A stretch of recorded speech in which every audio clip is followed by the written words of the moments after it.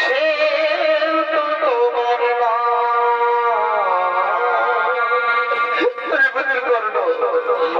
তোকে কত করে বলেছিলাম তুই কুরুক্ষেত্রে রোড করিস না, আর তুই আমাকে এটা করে চলে গেলি বাবা। একবার তুই আমার বাবা বলে ডাক্তারে পুত্রে করে